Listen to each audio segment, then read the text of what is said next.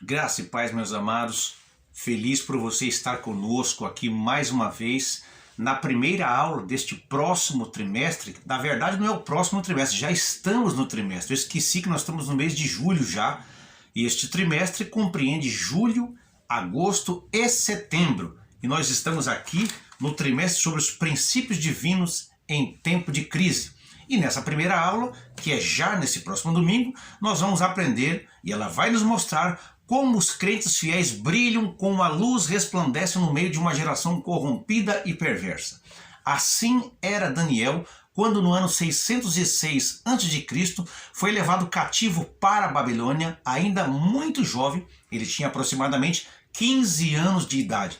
Muitos anos depois, Daniel gozava de elevado conceito no reino de Babilônia.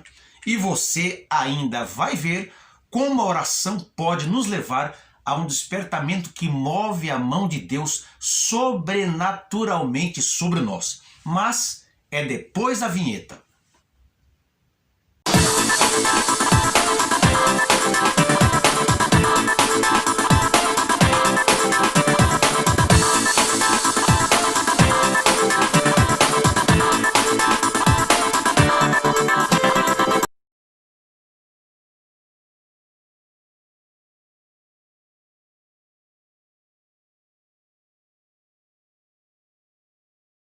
Beleza, gente? Vamos começar e eu quero pedir que você possa assistir até o final, porque no final, como em todas as aulas, nós vamos ter uma curiosidade para mostrar para vocês.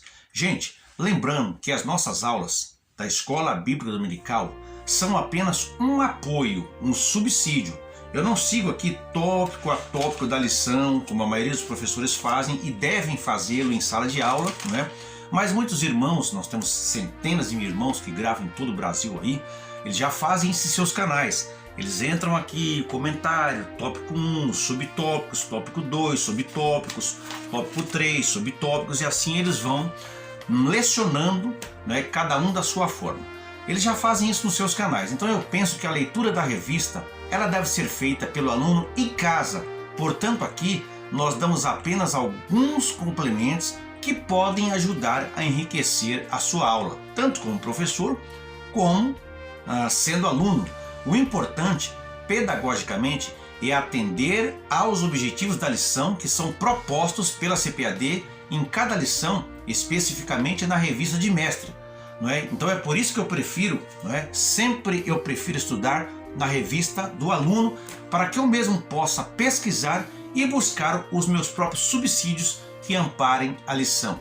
Então, enquanto eu for ministrando estas aulas de apoio, eu vou deixar na tela descrito para você todos os versículos que amparem o que eu estiver dizendo e você poderá acompanhar em tempo real.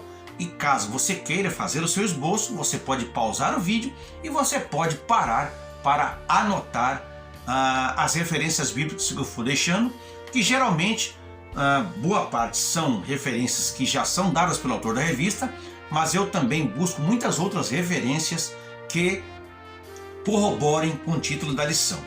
A primeira lição, então, ela é intitulada Daniel ora por um despertamento. E o texto áureo da lição está em Tiago capítulo 5, versículo 16, que diz: confessai as vossas culpas uns aos outros e orai uns pelos outros, para que sareis. A oração feita por um justo pode muito em seus efeitos. E a verdade prática fala: o crente dedicado à oração pode exercer influência no céu, na terra e até contra os poderes malignos. A leitura e classe, ela está em Daniel, capítulo de número 9, versículos de 1 a 3, ainda em Daniel, capítulo 6, versículo 10 e capítulo 2, versículos 17 ao 19. E também em Esdras, capítulo 1, versículos 1 ao versículo 5. Gente, eu não vou ler, não vou fazer a leitura em classe, até por ser muito extensa, e também nós vamos acompanhando e fazendo a leitura na hora, no tempo real, e ao mesmo tempo aqui dando um panorama geral sobre esse contexto aqui que foi separado pelo comentarista da revista, que é o pastor Eurico Bergsten. Se você quer saber da biografia do pastor Eurico Bergsten e por que também nós temos essa revista aqui denominada edição especial, como está aqui, olha, na capa dela, você veja o vídeo anterior, assista o vídeo anterior, vou deixar o link aqui embaixo para que você conheça não só a biografia do autor, quem foi o autor, mas também os motivos que levaram a CPAD a repetir as lições do trimestre passado e lançar essa edição especial aqui. Não se esqueça, gente, de acessar os links na descrição do vídeo, de nossas redes sociais, especialmente do trabalho missionário do qual nós participamos, da Casa de Apoio Ebenezer, que trata de pessoas dependentes químicas que, através do poder da palavra, das orações e outras atividades, têm sido resgatadas para Cristo e para a sociedade. Ame e acolha esta obra. Gente, então o autor da revista ele começa aqui deixando descrita a parte, o pedaço de Daniel capítulo 9, versículos de 1 a 3, e como eu disse, é um subsídio, e aqui esse contexto todo vai nos mostrar que o profeta Jeremias profetizara que a restauração de Israel começaria dentro de 70 anos. Os 70 anos estavam quase no fim nesse contexto aqui em que o autor coloca a leitura em classe da lição, e não havia indício de retorno e da restauração prometidos. Não havia esse indício, para Daniel não estava claro ainda. Então Daniel, portanto, ele ficou muito aflito. E aí fica claro por esses versículos que o profeta Daniel ele aguardava um cumprimento literal da profecia de Jeremias. Ele tinha plena confiança de que tudo que Jeremias havia dito iria de fato acontecer. Esses 70 anos não tem nada a ver com as 70 semanas dos anos de Daniel, e que inclusive Daniel vai ver na visão da última parte desse capítulo, que está no versículo 24 até o versículo 27. E a informação deste versículo, que nós vimos aqui, não veio por meio de visões, mas por meio das escrituras que Deus já havia dado a Jeremias. Então, ao estudar cuidadosamente essa profecia, ele entendeu o número dos anos de exílio, conforme eu vou deixar aqui para vocês as referências bíblicas para que vocês possam pesquisar posteriormente. E a visão de Daniel 9 ocorreu no mesmo período de Daniel 6, no mesmo período ali. Você pega o capítulo 6, você lê, e você pega o capítulo 9, neste mesmo período, neste mesmo contexto é que aconteceu essa visão de Daniel. E esse Dario, ou Dário, é a pessoa mencionada em Daniel 6. O Assuero, ou também conhecido como Xerxes, que é aqui mencionado, não é o esposo de Esther, tá? Os eventos do livro de Esther aconteceram 50 anos mais tarde do que estes fatos aqui descritos na leitura em classe da nossa lição. E nós vamos perceber aqui que Daniel ele implorou para que Deus realizasse o prometido retorno de seu povo à terra. O profeta Jeremias havia escrito que Deus não permitiria que os cativos voltassem à sua terra durante 70 anos. Uma coisa terrivelmente triste. Então, Daniel, ele conhecia essa profecia e percebeu que esse período de 70 anos estava chegando ao fim. Então vejam o versículo 3 aqui da leitura em classe, quando diz aqui: eu dirigi o meu rosto ao Senhor Deus para o buscar com oração, e rogos, e jejum, e panos de saco, e cinza. Então na oração de Daniel, pela nação, ele confessou o seu próprio pecado, falando na primeira pessoa do plural. E meus amados, em tempos de adversidade, muitas vezes é fácil a gente culpar os outros, tentar justificar os nossos próprios atos. Eu falhei por causa de fulano de tal. Eu pequei porque a circunstância não era favorável, eu pequei porque a carne é fraca, como se o pecado fosse vitamina. Aí a gente lembra do caso de Adão e Eva, quando lá ainda, nos primórdios da história, quando Eva viu o fruto, enganada pela serpente, comeu, deu também ao seu marido, perceberam que estavam nus, se esconderam entre as árvores do jardim, Deus descia como de costume pela viração do dia, e ouve-se a voz estrondando no jardim, retumbante no jardim: Adão, Adão, onde estás? Não é? E ele disse: ah, Senhor, eu descobri que estava nu e me escondi. Mas Adão, quem foi que falou que você estava nu? Ah, a mulher que tu me deste, transferindo a culpa do pecado dele. E aí Deus questiona a mulher: ah, a serpente me enganou. E ainda hoje há pessoas que fazem desta forma. Mas a gente vê aqui, como eu li no versículo 3, o próprio Daniel confessando as suas faltas. Então, se havia algum israelita justo, esse era justamente Daniel. E ainda assim, ele confessou sua iniquidade e a necessidade do perdão de Deus. Daniel orava com total entrega a Deus e completa abertura ao que Deus lhe dissesse. Eu vou olhando aqui para baixo porque eu estou prestando atenção aqui, eu estou colocando a minha revista no colo. Quando a gente pega aqui Daniel capítulo 6, descrito também na revista aqui, apenas o versículo 10 do capítulo 6, a gente percebe que Daniel, né, está escrito aqui: Daniel, pois, quando soube que a escritura estava assinada, entrou em sua casa. Ora, havia no seu quarto janelas abertas da banda de Jerusalém, e 3 vezes no dia se punha de joelhos, e orava e dava graças diante de seu Deus, como também antes costumava fazer. Então Daniel estava sozinho. Então, embora ele tivesse conhecimento da lei que proibia orar a qualquer pessoa, exceto ao rei, ele continuou a orar por 3 vezes ao dia, como sempre tinha feito. Daniel tinha uma vida de oração disciplinada. E as nossas orações, meus amados, geralmente elas são interrompidas, muitas vezes não são nem por ameaças, mas pela pressão de nossas atividades. Então, muito trabalho, fadiga do dia, cuidado com a família, preocupações da vida, muitas vezes acaba sufocando as nossas orações. Então a gente aprende aqui que nós não devemos permitir que as ameaças ou as pressões reduzam o nosso tempo de oração, não é? Então vamos procurar orar regularmente, não importa o que aconteça, porque a oração é a linha que nos une a Deus. Depois nós temos aqui Daniel capítulo de número 2,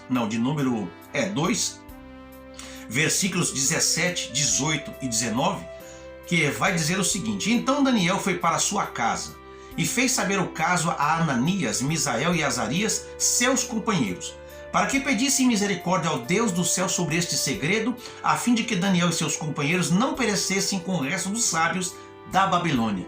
Então foi revelado o segredo a Daniel numa visão de noite, e Daniel louvou ao Deus do céu. Então a leitura em classe nos dá esses 3 versículos de Daniel capítulo 2, que é do 17 ao 19, mas vamos ler o 16 também, né? Vamos ler aqui na Bíblia o 16 também, para que a gente tenha uma melhor compreensão de alguma coisa que eu quero dizer aqui. Daniel, capítulo 2, versículo de número 16. Vamos achar aqui. Capítulo 2, versículo 16. Páginas bem fininhas, difícil de virar. Está aqui, olha. E Daniel entrou e pediu ao rei que lhe desse tempo para que pudesse mostrar ao rei a interpretação.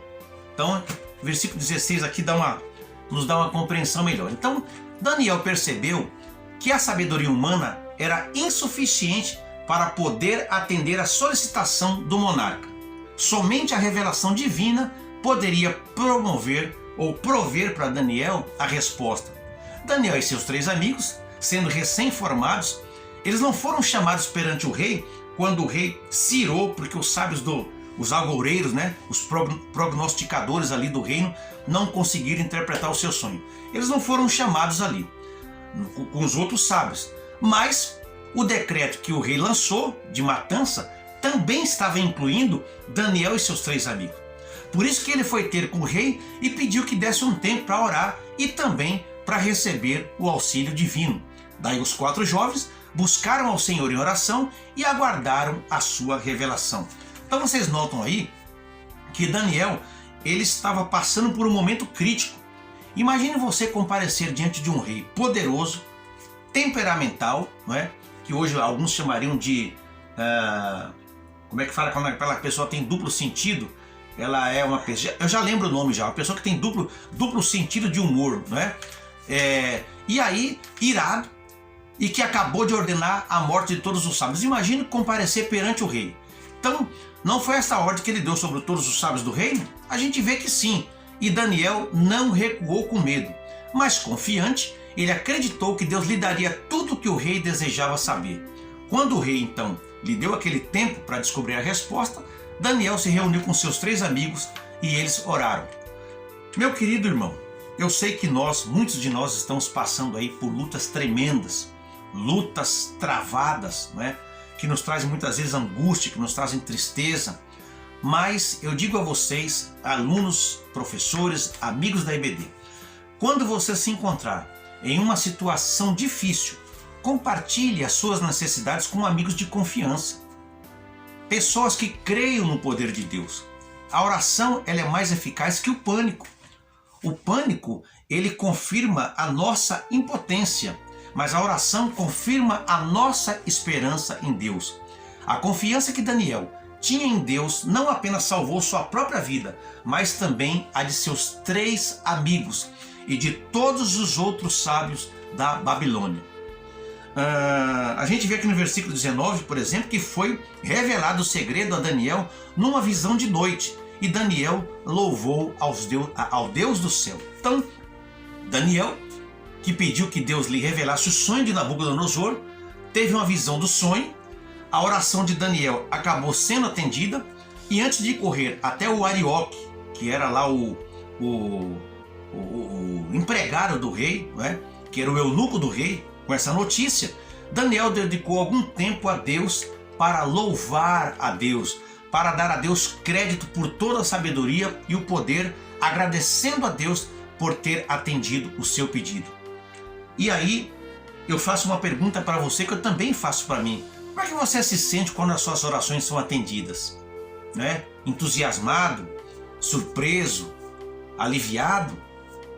Há ocasiões que nós buscamos a Deus em oração e depois de atendidos, nós muitas vezes saímos com o nosso entusiasmo e nos esquecemos de dar crédito a Deus pela resposta. Então, nunca deixemos de combinar a nossa persistência, a nossa insistência na oração com gratidão quando os nossos pedidos forem atendidos. Não é? E esse contexto aqui do capítulo 9 também vai nos revelar algumas coisas.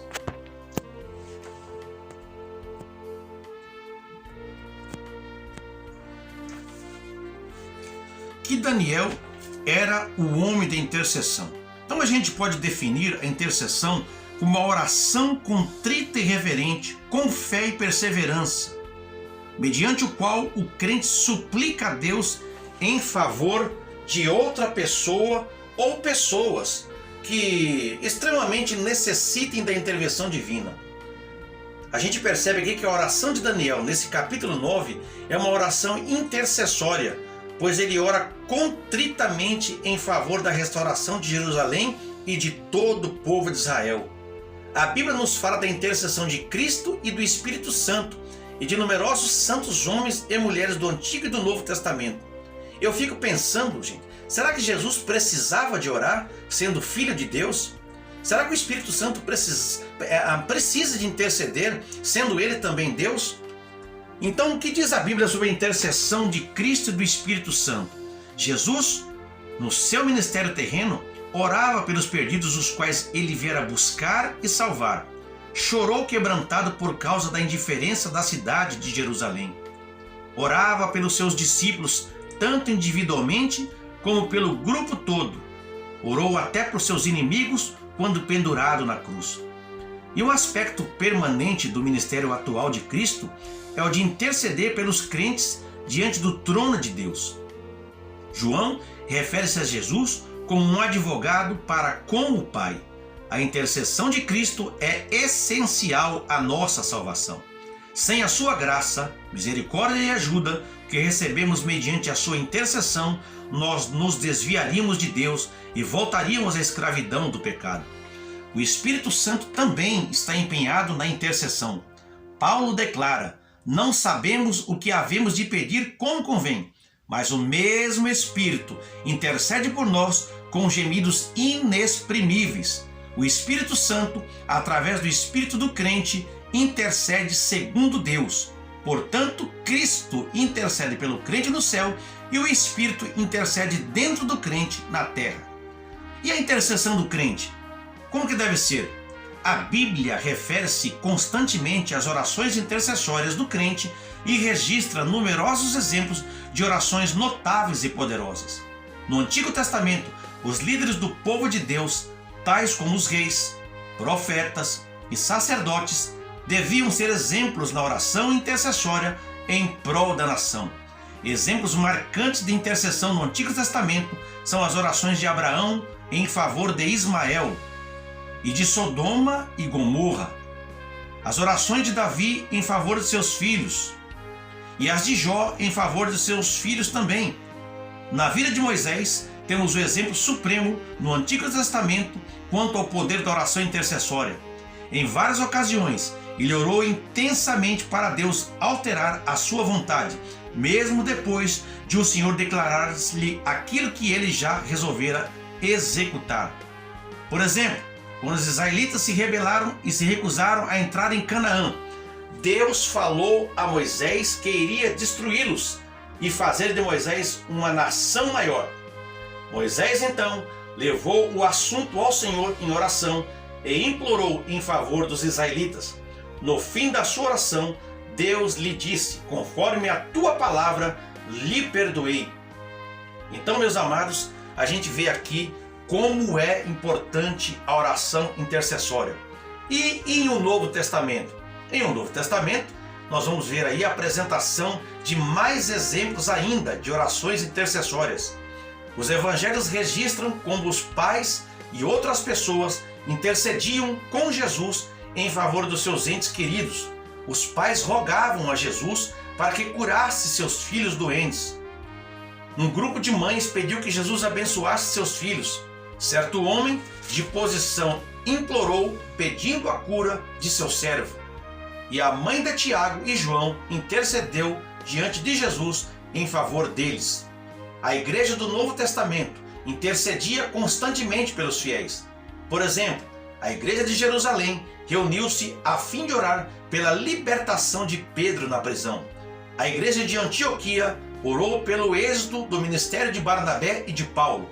Tiago ordena expressamente que os presbíteros da igreja orem pelos enfermos e que todos os cristãos orem uns pelos outros. Paulo vai mais além e pede que se faça oração em favor de todos. O apóstolo Paulo, quanto à intercessão, merece menção especial. Em muitas de suas epístolas, discorre a respeito das suas próprias orações em favor de várias igrejas e indivíduos. Vez por outra, fala das suas orações intercessórias.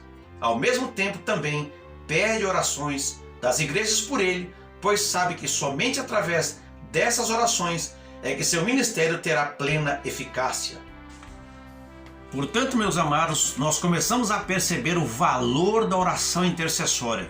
E este homem, Daniel, ele era um prático na oração intercessória, um prático, um gigante na oração intercessória. Depois nós temos na revista aqui, e isso vai se perdurar por todo o restante do trimestre, o livro de Esdras. Por todo o restante do trimestre aqui vai perdurar nas lições, na leitura em classe, Esdras, um pouco de Ageu, Zacarias, mas predominantemente Esdras e também Neemias, esses dois livros, não é?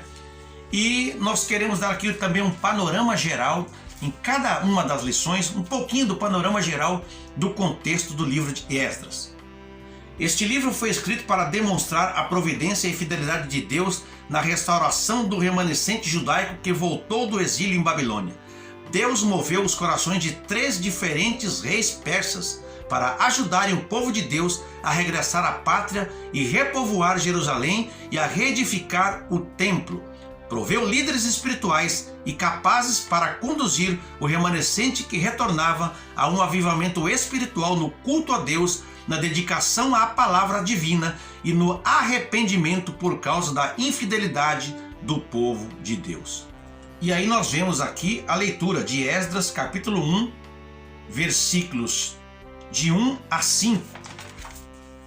No primeiro ano de Ciro, rei da Pérsia, para que se cumprisse a palavra do Senhor por boca de Jeremias, despertou o Senhor o espírito de Ciro, rei da Pérsia, o qual fez passar pregão por todo o seu reino, como também por escrito, dizendo, aí vem a proclamação, né? Assim diz Ciro, rei da Pérsia, o Senhor, Deus do céu, me deu todos os reinos da terra, e ele me encarregou de lhe edificar uma casa em Jerusalém, que é em Judá. Quem há dentre vós, de todo o seu povo, seja seu Deus com ele, e suba a Jerusalém, que é em Judá, e edifique a casa do Senhor, Deus de Israel. Ele é o Deus que habita em Jerusalém. E todo aquele que ficar em alguns lugares em que andar peregrinando, os homens do seu lugar o ajudarão com prata e com ouro, e com fazenda e com gado, afora as dádivas voluntárias para a casa de Deus que habita em Jerusalém. Então se levantaram os chefes dos pais de Judá e Benjamim, e os sacerdotes e os levitas, com todo aquele cujo Espírito de Deus despertou, para subirem a edificar a casa do Senhor que está em Jerusalém.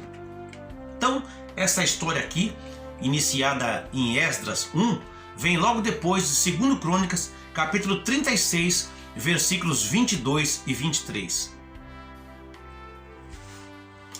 E a história vai se iniciar em 538 a.C., 48 anos depois que Nabucodonosor destruiu Jerusalém e derrotou o Reino do Sul, que o Reino do Sul nós sabemos que é Judá, e levou os judeus como cativos à Babilônia. Nabucodonosor morreu em 562 a.C., deixa eu confirmar aqui se é isso mesmo, morreu em 562 a.C., e como os seus sucessores não eram fortes, a Babilônia foi derrotada pela Pérsia em 539 a.C., pouco antes dos eventos registrados neste livro aqui, no livro de Esdras. Então, tanto os babilônios quanto os persas, eles tinham uma política relaxada quanto aos seus cativos, e inclusive era permitido que eles tivessem terras, que eles tivessem lares, que eles tivessem empregos comuns. E muitos judeus, como Daniel, por exemplo, Mardoqueu e Esther, chegaram a posições proeminentes na nação. E o rei Ciro da Pérsia foi um passo além. Ele ainda permitiu que muitos grupos de exilados, incluindo judeus, voltassem às suas terras. E fazendo isso, ele esperava conquistar a lealdade e conseguiu assim também então um escudo, não é, ao redor das fronteiras do seu império. Para os judeus, este foi um dia de esperança, um novo princípio. No ano 550 a.C., Ciro subiu ao trono da Pérsia e dominou sobre o império da Média, logo em seguida conquistando o reino da Lídia e anexando todo o antigo território dos assírios. Porém, só em 539 é que ele conquistou a Babilônia, e é desta data em diante que se contam os anos do Ciro como imperador, conforme a gente aqui viu aqui no primeiro versículo desta lição. E para quem não sabe, vocês ouviram recentemente aí sobre os Estados Unidos, quando através de um drone, de um avião não tripulado, ele atacou o comboio onde estava o segundo maior militar de patente do Irã e acabou matando o Soleimani. Então o Irã, quando você ouvir falar do Irã, na Bíblia é chamado de Pérsia. A antiga Pérsia é onde hoje é o Irã. E aquele antigo império só durou até a vinda de Alexandre Magno da Macedônia em 331 a.C. E voltando então, ao conquistar as cidades, Ciro tratava os habitantes com misericórdia. E se a gente pegar os versículos de Esdras 2 a 4, conforme a gente já leu aqui, que ele edita esse decreto aqui, nós vamos perceber que o decreto de Ciro, restaurando a nação de Israel, juntamente com o seu culto nacional, faz parte do decreto geral em prol de várias nações. Então não foi só a nação de Israel que foi beneficiada, várias outras nações que também foram levadas cativos, que foram conquistadas também juntamente com Israel, elas também foram abençoadas, e isso foi definido inclusive no achado arqueológico chamado o Cilindro de Ciro, que é uma descoberta arqueológica que antes era duvidada que ela existisse, mas ela acabou sendo achada.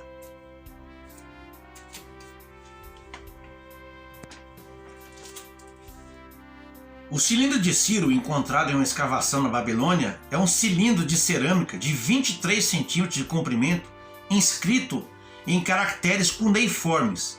A inscrição foi feita por Ciro o Grande, em um esforço para descrever e justificar a sua política. O texto, em grande parte intacto, tem cerca de 1000 palavras, depois de traduzido, e data aproximadamente de 536 a.C. Uma seção da inscrição diz respeito aos judeus e é uma parte importante da história bíblica.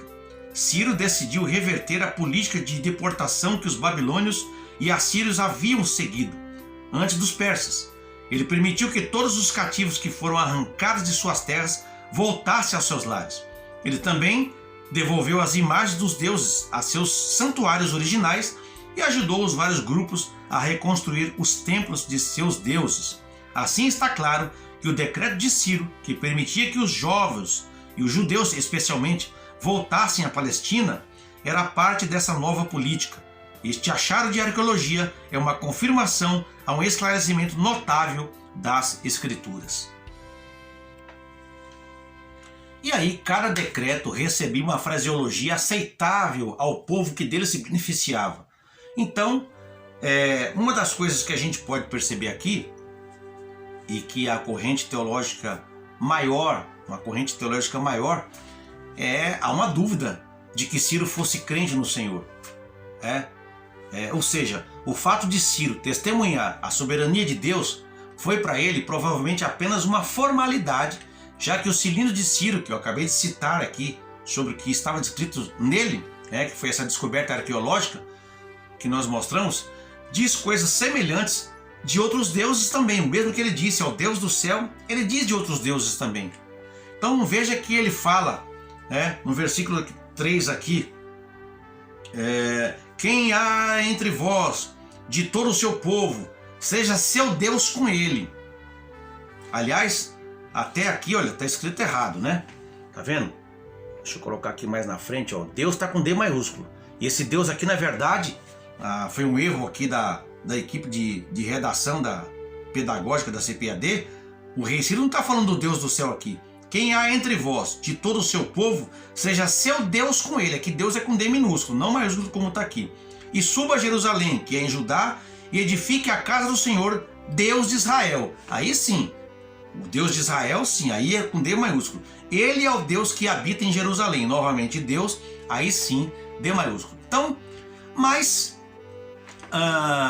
sempre houve uma minoria de fiéis, leais, servos de Deus, desde o princípio do mundo. Então agora, esses estavam recebendo a sua oportunidade. Eles iriam aproveitar essa oportunidade desse decreto dado por Ciro.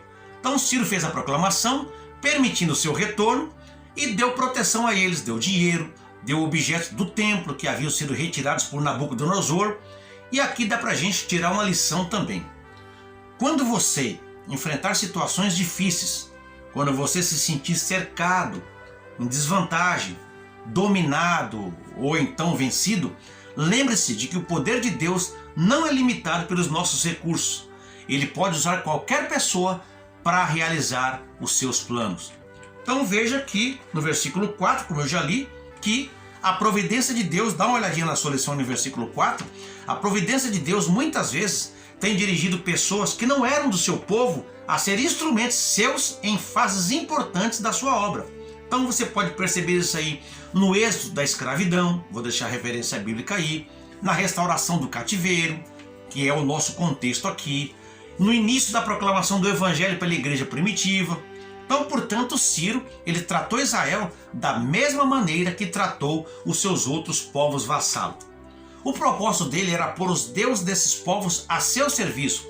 O propósito soberano do Senhor, porém, era dar continuidade ao processo de redenção. Então o Senhor Deus, ele executa o plano de redenção conforme a sua vontade. Ele executa conforme ele quer. Não é? Deus cumpre aquilo que ele escreve. Deus cumpre aquilo que ele fala. Por isso que Jesus disse, passa céu, passa terra, mas a minha palavra não há de passar. Então no decurso da história, Deus vai tratando do seu plano até o final determinado. E no cumprimento disso, Deus às vezes resolve humilhar governadores poderosos. Por exemplo, você pode ver em Daniel capítulo 4 como Deus usa Nabucodonosor também, como Deus também tomou a mente de Faraó, o coração de Faraó, por ocasião do Êxodo. Êxodo 14 vai dizer isso, né?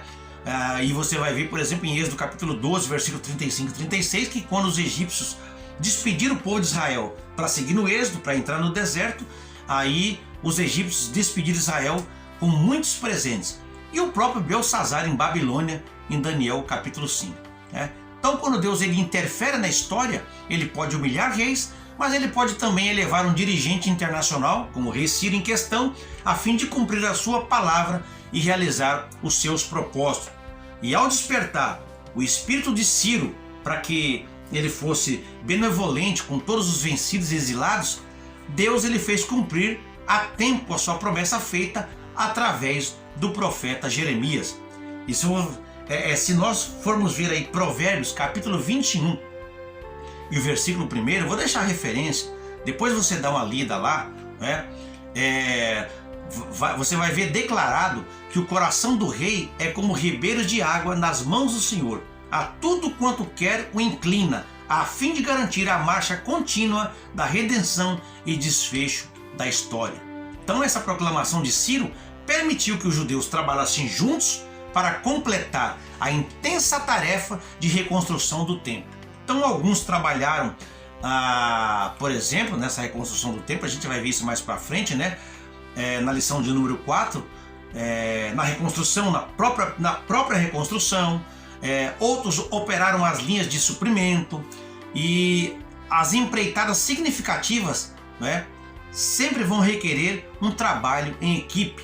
Tudo que a gente for fazer, trazendo para o nosso contexto aqui, né, uma empreitada grande, um movimento que vise o crescimento da igreja, a evangelização da igreja local ali, da onde a igreja está inserida, do contexto local da igreja, sempre vai, né, exigir que grupos trabalhem em conjunto, em equipe.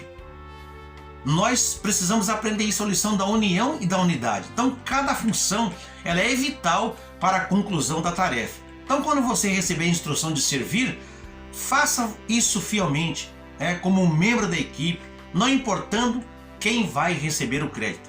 E uma consideração importante para que a gente possa fazer aqui dentro desse contexto também, é que cerca de 160 anos antes do aparecimento de Ciro, Isaías já tinha predito a respeito de um governante chamado Ciro, que permitiria a volta dos judeus à sua pátria para reedificarem Jerusalém e o templo. Então a intenção aqui é dizer que é o primeiro ano de Ciro como rei, que subjugou a Babilônia em 538 a.C. Um outro fato importante aqui, levando em consideração o versículo 5 da leitura em classe, que diz que se levantaram os chefes dos pais de Judá e Benjamim, e os sacerdotes e os levitas, é que quando o Império Médio Persa chegou ao poder, a proclamação do rei Ciro, de liberdade, foi para as 12 tribos originais. Todo mundo, pelo edito de Ciro, estava livre. Todo mundo estava incluído aí nessa liberdade, nesse decreto. Mas apenas Judá e Benjamim reagiram e voltaram para reconstruir o templo de Deus. As 10 tribos do norte, elas haviam sido tão fraturadas, tão sofridas, dispersas ali pela Síria, e tanto tempo havia se passado desde o seu cativeiro, que muitos daqueles judeus eles podem ter se sentido duvidosos quanto à sua verdadeira herança. Então eles acabaram perdendo a vontade de compartilhar a visão da reconstrução do templo e acabaram também não participando. Também nós temos aqui um mapa que estou disponibilizando agora na tela, esse mapa aí vocês estão vendo na tela. É importante a gente também sempre de volta e meia usar aqui a parte geográfica para que vocês possam compreender melhor o texto que nós estamos lendo ou falando, E muitos judeus decidiram ir a Jerusalém, mas muitos acabaram preferindo, como eu acabei de falar, permanecer na Babilônia em vez de voltar à sua terra, que foram as 10 tribos. E a jornada de volta a Jerusalém era difícil, né? Era perigosa, era cara, durava mais de 4 meses e as condições de viagem eram muito ruins. Jerusalém e a região estavam em ruínas e o povo que vivia na área, né, naqueles pedaços ali, eram povos hostis. E registros persas, que existem até hoje, vão indicar que muitos judeus do cativeiro haviam acumulado grandes riquezas. Eu disse anteriormente que muitos deles acabaram arrumando emprego, trabalhando, acabaram assumindo certas posições no reino, né, de Ciro, e voltar a Jerusalém significaria abrir mão de tudo que eles tinham e começar de novo. Então muitas pessoas não conseguiram fazer isso. Elas preferiram a riqueza e se manterem seguras ao sacrifício que a obra de Deus exigiria. E as suas prioridades estavam erradas, né? Nós não devemos, então, lembrando, permitir que o nosso conforto, a nossa segurança ou as nossas posses acabem, não é, nos impedindo de fazer o que Deus quer que nós façamos, né? Nunca podemos trocar aí o conforto material e deixar de priorizar a vontade de Deus. Enfim, vamos compreender então que ainda que um rei pagão, né, tivesse subido aí ao trono, mas houve um despertamento espiritual da parte do Ciro e ele compreendeu que o Senhor era Deus, assim como começo a perceber pela lição aqui que houve também um despertamento espiritual no povo de Deus, ainda que fosse em parte, mas um número significativo retornou do exílio para a reconstrução do templo. Meus amados, como é que eu quero finalizar essa lição aqui? O que vai me chamar a atenção nessa lição aqui? No versículo 10 do capítulo 6 de Daniel, que nós já lemos, da leitura em classe, a Bíblia vai dizer que Daniel se pôs de joelhos diante do Senhor como antes costumava fazer. Então o verdadeiro cristão, ele não pode esperar um momento adverso para se colocar em oração contínua diante de Deus. Oração contínua já deveria ser uma prática constante na vida do cristão. Aí eu fico pensando, será que essa pandemia não é uma forma de despertamento permitida por Deus para que a igreja possa acordar? Quanta gente que não orava, mas passou agora a ter uma vida de oração. Quanta gente que agora, na iminência de uma doença e do risco de contágio, não se juntaram em família para buscar a Deus. Veja como foi restaurado o culto doméstico em muitos lares, não é? E inclusive a internet passou a ser, de fato, bem utilizada pelas igrejas, que muitas igrejas até antes desprezavam essa ferramenta, esse veículo que pode servir inclusive para a propagação do evangelho, né? Então, o que mais que nós aprendemos com essa lição aqui? Quem se volta a Deus em oração, pedindo misericórdia e colocando seus problemas nas suas mãos, humildemente, prontificando-se a submeter-se à sua vontade, logo terá motivos para bendizê-lo, pois a oração é a porta aberta para os céus, que nos dá visões consoladoras das coisas terrenas. Então foi assim que Daniel obteve o conhecimento do mistério que estava perturbando a cidade inteira. Ele aprendeu a ser um recipiente de sabedoria divina. Ele aprendera a confiar na providência de Deus com gratidão e louvor. Então, o cativeiro, sem dúvida, foi um artifício divino para que houvesse um despertamento nacional entre o povo judeu e colocou todos no bojo da humilhação e intercessão por um ato de salvação divino. Então é isso que nos traz, basicamente, a lição de hoje, este aprendizado maravilhoso. Eu espero que eu tenha sido claro, eu espero que eu tenha sido útil para você e que Deus possa abençoar você como aluno, você como professor e toda a sua classe e a sua igreja. Meus amados, no final deste vídeo, como todo mundo faz na internet, eu também quero pedir que, se você gostou, você possa curtir, você possa compartilhar e você possa ativar o sino de notificações. E a curiosidade que eu tenho, eu já vou mostrar para vocês. É esta revista aqui, ó. Essa aqui é a contracapa, esta aqui é a frente da revista. Ela foi impressa até aí fora de... a impressão acabou sendo duplificada, né? Essa revista, como vocês estão vendo aí, olha, ela é do ano de 1976. Quem nasceu em 76 tem quantos anos hoje? 86, 96, 2006, 2016, 2016 para 2020, 44 anos de idade. Quem nasceu neste ano aqui dessa revista, certo? E esta revista aqui, ela é uma revista de jovens e adultos, e o trimestre vai mostrar quem é Deus. Olha como era o logotipo da CPAD aqui. Ela está caindo os pedaços, as folhinhas bem simplesinhas mesmo.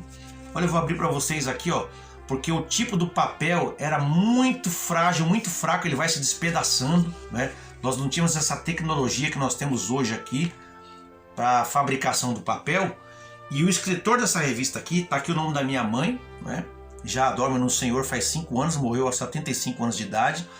E o autor desse trimestre aqui foi o pastor Gesiel Nunes Gomes.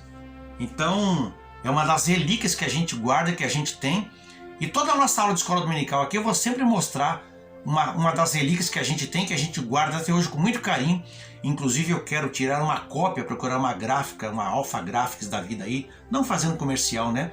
Mas que possa tratar bem da revista, para tirar uma cópia, para guardar e até utilizar, né, numa ministração aí de ensino, porque são riquezas realmente que a gente guarda com muito carinho. Meus amados, e dentro da lição aqui, você acha que Deus pode usar um ímpio para executar o seu juízo contra um crente? Você acha que Deus pode usar um ímpio, se ele quiser punir um crente, para executar juízo através desse ímpio? Deixa nos comentários aí o que você acha sobre isso. Será que Deus pode usar o ímpio também para beneficiar um cristão? Então comente aqui embaixo, diga de onde você está vendo este vídeo, que para mim é muito importante, saber aonde nós estamos sendo vistos e ouvidos, em que ministério você serve a Deus, e também nós estamos abertos a críticas e sugestões para que nós possamos melhorar. Um abraço a todos, Deus abençoe a sua casa, Deus abençoe a sua família.